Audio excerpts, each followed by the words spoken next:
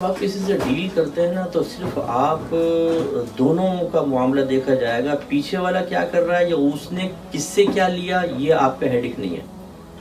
اگر ایسا ہی ہو تو پھر آپ کسی کے امپلائی ہوں تو پھر آپ کمپنی سے پوچھیں کہاں سے لا رہے ہو پیسہ، سیلری کہاں سے دے رہے ہو مجھے۔ جب تک وہ کلیئر نہ کریں آپ سیلری لینا جائز نہیں ہونا چاہیے۔ آپ اسی طرح لوگ جب آپ کو تحفہ دیتے ہیں، کوئی گفٹ دیتے ہیں، بچے کی سالگرہ ہے، کبھی ہم نے پوچھا یہ گفٹ کہاں سے لے کر آیا ہو؟ یہ ہمارا ہیڈک نہیں ہے کہ وہ کہاں سے لے کر آیا۔ تحفہ لینا شرعاً جائز ہے اگر اس کا کاروبار اعلانی ہو نا، شرابی بیچتا ہے جیسے جوا کا اڈا چلاتا ہے، پھر تو ہم منع کریں گے کہ نہیں وہ اسی سے لایا ہوگا، تو منع کرنا بہتر ہوتا۔ ورنہ ہمیں تحقیق کی حاجت نہیں، ٹھیک ہے بھئی یہ اگر دے رہا ہے تو تحفتاً دے رہا ہے۔ اسی طریقے سے اب یہاں ہے، اگر آپ تو کسی اسلامک بینک سے ڈیل کرتے ہیں تو وہ کہاں سے لا رہا ہے یہ ہمارا ہیڈک نہیں ہے، وہ ہم سے کن ٹرمز اینڈ کنڈیشن میں ڈیل کر رہا ہے بس ہمیں وہ دیکھنا ہوگا۔ اچھا اب آپ اس میں صورتحال یہ ہوتی ہے کہ مثال کے طور پہ ایک مکان ہے وہ $1,00,000 کا ہے، لیکن وہ 1.5 لاکھ میں دے رہے ہیں آپ کو، ٹھیک ہے، لیکن وہ سود نہیں کہہ رہے، وہ کہہ رہے ہیں یہ مکان کی قیمت ہم نے 1 لاکھ میں خریدی لیکن ہم آپ کو 1.5 لاکھ کا بیچیں گے، تو اس میں سود کہاں سے ہوا؟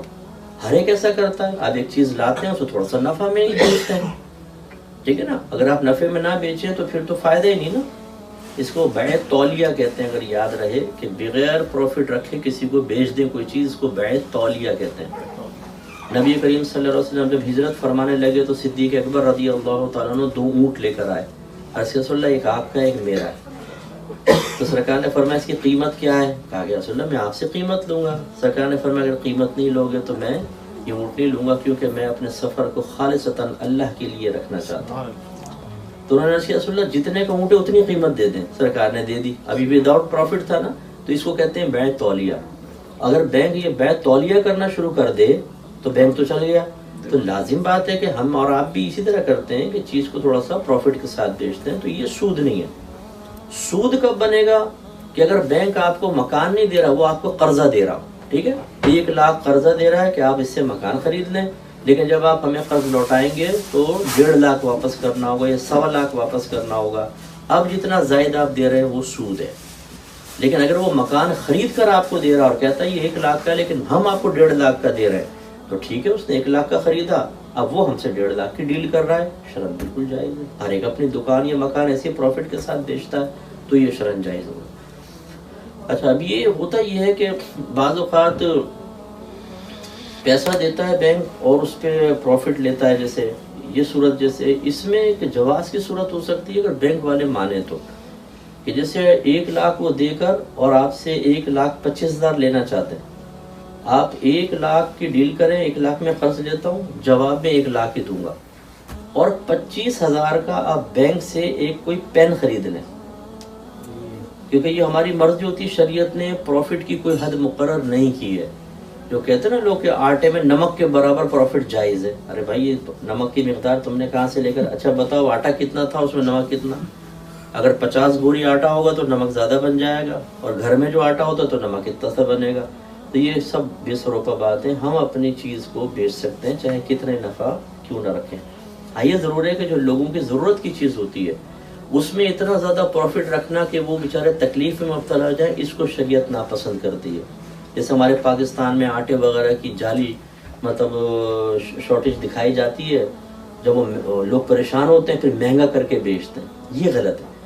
تو اب اگر 25,000 کا ایک پین، بینک کہتا ہے یہ پین ہے 25,000 کا، اور اس کے جو 25,000 ہیں آپ ہر مہینے 1,000 کر کے دیتے رہیں، اب آپ دیکھیں کہ 1 لاکھ کے بدلے 1 لاکھ یہ قرضہ ہو گیا، اور 25,000 کس کے بدلے میں؟ پین کے بدلے میں۔ بینک تک تو 1,25,000 پہنچ رہا ہے نا، اسے تو اتنا ہی چاہیے تھا، صرف ایک تھوڑا سا طریقہ بدل لے تو یہ ہو جائے۔ کوئی آپ ہی مشورہ دے دیں کسی انگریز بینک کو کہ بھائی تم ایسا کر لو، مسلمان تم سے اچھا خاصا لے لیں گے۔ میرے ایک دوست تھے، وہ بتا رہے تھے کہ وہ سپر مارکیٹ میں وہ مسلمان چلاتا تھا، تو وہ انگریز آتے تھے چپس دیتے تھے، تو وہ لوگ لیتے نہیں تھے، وہ ہوتا نا دیکھتے ہیں، تو اس نے مشورہ دیا کہ تم ایسا کرو، ایک گول سا انڈا بنا کے نا اس میں بیچ میں لکھو حلال، بس یہ مجھے لا کر دو، باقی میرا کام ہے۔ وہ کمپنی نے ایسا کیا، وہ لوگ بس یہ دیکھتے ہیں حلال، وہ خریدنا شروع، اتنا اس کا بزنس بڑھ گیا۔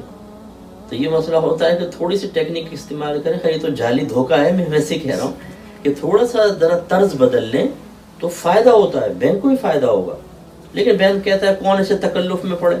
سود ہے صحیح، یہ تکلف میں، یہ تو پاکستان میں بھی کر سکتے ہیں. تو اس لیے آپ اگر کسی بینک مینیجر وغیرہ ہے اس سے اس طرح معاہدہ کر کے کر سکتے ہیں.